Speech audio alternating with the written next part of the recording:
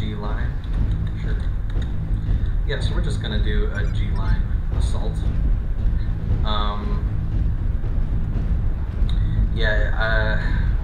Playing this map a couple times, I'm not sure how well it's gonna work.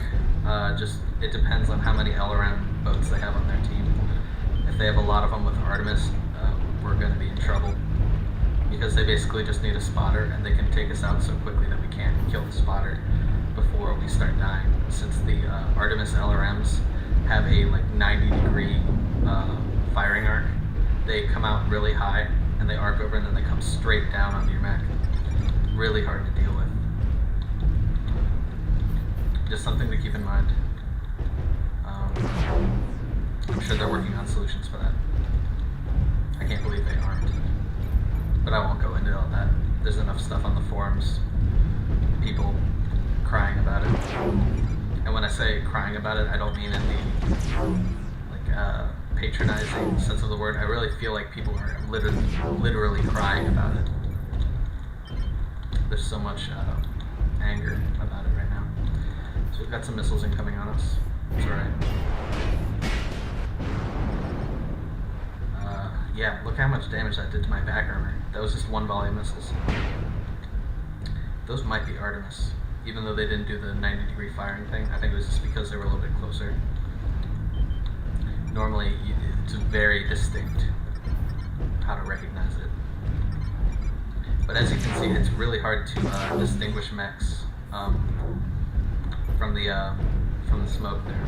Now we should be able to dodge these. Yep, just barely. Those might be actual regular LRMs. They're still dangerous. Something about the way missiles are right now. It's tough.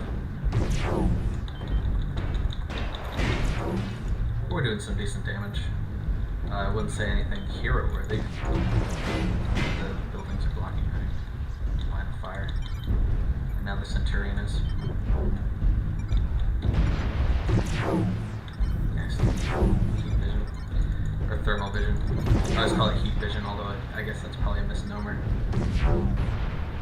The vision itself isn't actually hot. It's measuring the thermals. I don't know.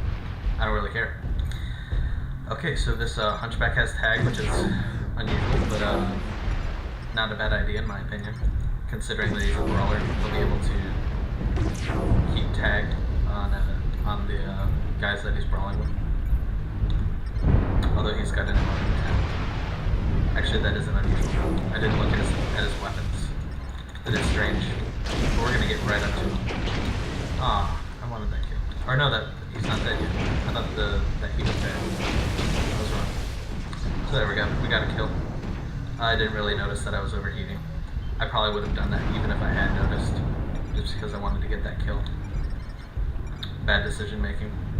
That's another thing that's sort of important, is learning fire discipline of when you want to do that clutch shot where you just commit to it and you know that you're going to overheat, but you do it anyway.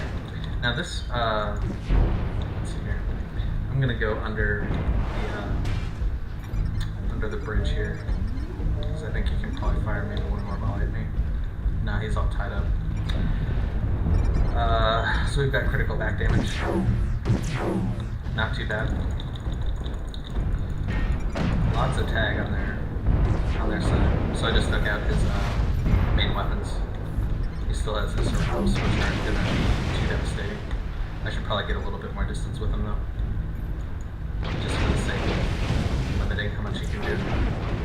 It's really not gonna do too much to us if he misses like that. There we go. Okay, so that's a something. Ultra AC5. I'm gonna say this is running a little too fast to be a Gauss rifle. Something about left legs with this latest patch. Left legs get damaged a lot. I always see it. I don't know if it's just something that I notice occasionally. Oh, where's my team? We should have just pushed. There they are. They are with me, but the enemy isn't firing on my teammates. Yeah, so this was obviously a bad maneuver, but you know,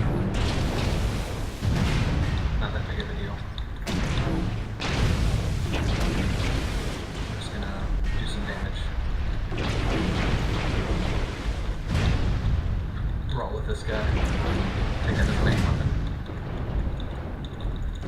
I thought that would have taken it away. There we go. So he's got some streaks. I believe they got a little bit of a nerf. Okay. I don't know why he just died. Maybe he overheated. That's my guess. That was weird.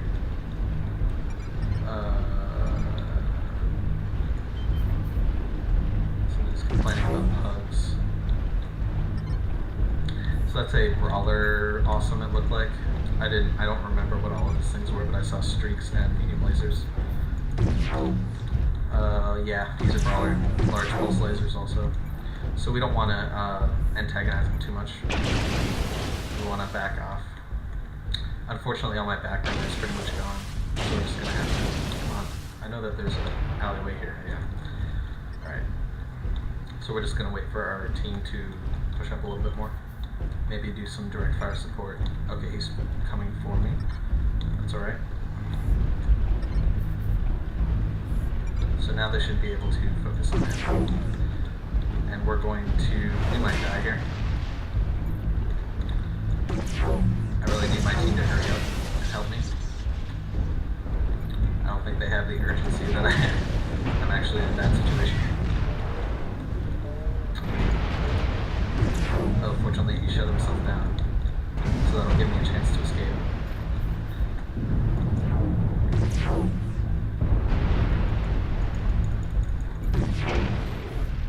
Alright, so that was a good save by my team.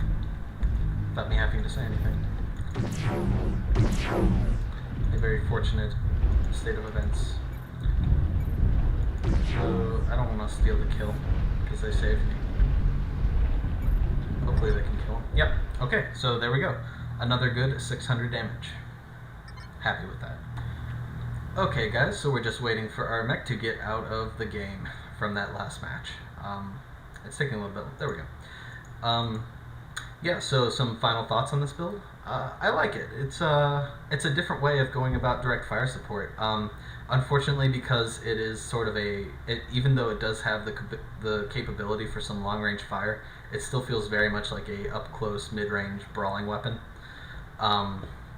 So that tends to make me feel like I have to run out into the field and actually engage in a brawling distance rather than a direct fire support distance. It's just a habit that I'll have to break. You know, I'm just as guilty as anybody. Uh-oh, we're having some mech lab errors. Oh no, that was modules. So you know, I'm just as bad as anybody when it comes to making bad decisions. Just sometimes you think, yeah, I might as well just go try to take this guy out, and it turns out badly. But those games went really well, in my opinion. Not saying that I did awesome. Obviously, I made a lot of mistakes, but the build itself, I think it should speak for itself. You know, it's got some potential. Some other modifications to this build. Obviously, you could swap out for some ER large lasers. I believe I mentioned, but it's going to be difficult to actually do any long range sniping with lasers, just because it's so pinpoint. It's not like a PPC where if you manage to land the hit, it's going to do a lot of damage. With a laser, you need to keep it trained on there for the whole duration. Some other possibilities are to swap these large lasers out for large pulse lasers. You lose a bit of effective range there. It only has a maximum range of, I think, 600 meters, whereas large lasers go all the way up to 900. But that's a possibility. If you do that, you want to swap these for probably medium pulse lasers, just to go for the all pulse theme. That'll give you some really powerful brawling potential. I never think of K2s as brawlers. Just the way the mech is designed, the hitboxes are very, very sensitive. Most of the damage is going to be coming in on your front torso, or your center torso here, because the nose sticks out so far, as you can see here. So even if you're doing a good job of brawling, you're turning away from the enemy, they're still going to land a lot of damage on your center torso if they're paying attention. Yeah, so the main things that I like about this build are the lasers coming up and over your body. That means that you can get a lot of shots off when you're cresting ridges before the enemy can, if they're also coming up to a ridge, because their their fire is always going to be coming in at a low angle, and you can come over at them at a higher angle. So one of the few times in MechWarrior where height actually is an advantage. Usually it's a disadvantage because it's so hard to aim down. Yeah, so I think that's about all that I can think of. I really would have liked to get another heatsink on here. I did shut down that once, but in general, I think that this is a very, very heat efficient build for the damage that it's doing. Obviously, you don't have to worry about ammo, so that's always nice. And the way that I have a really, really decent high speed. 68.5. It gets almost up to 80 kph with my speed tweak upgrade. So I mean, this thing's a mover for direct fire support, which I always think is probably the easiest way that you can give yourself an advantage, is giving yourself more speed, so you can really reposition. You can go to where your allies need you. It's just it's always going to be better. Obviously, if I drop the engine size down, I could probably fit. Well, no, not if I'm using double heat sinks. Yeah, it's really tough to balance out with the K2. It always feels like it's one critical slot short of being perfect. But you know, another build that I've done that I worked with was large lasers in each arm, and then medium pulse lasers in the side torsos, and then I have a lot of space left over for defensive mechanisms. Right now that only means anti-missile system, or AMS, but pretty soon they're going to be releasing the ECM suite and the Beagle Active Probe. So if this mech can mount them, I'm not sure if it can canonically, but I don't know how strict they're going to be in terms of which mechs can mount them and which ones can't. But so that's another option, because then you still get the high damage large lasers, and then for up close you can bring the medium pulse lasers to bear without raising your heat too much. And then you'll also have the AMS and possibly even ECM or Beagle Active Probe once those are in. Alright, so I think that'll close out this video. Thanks for watching. If you enjoyed this video and found it helpful, please like it on YouTube and leave any comments, criticisms, and so forth in the comment section. Alright, well, I'll see you on the battlefield, Mech Warriors.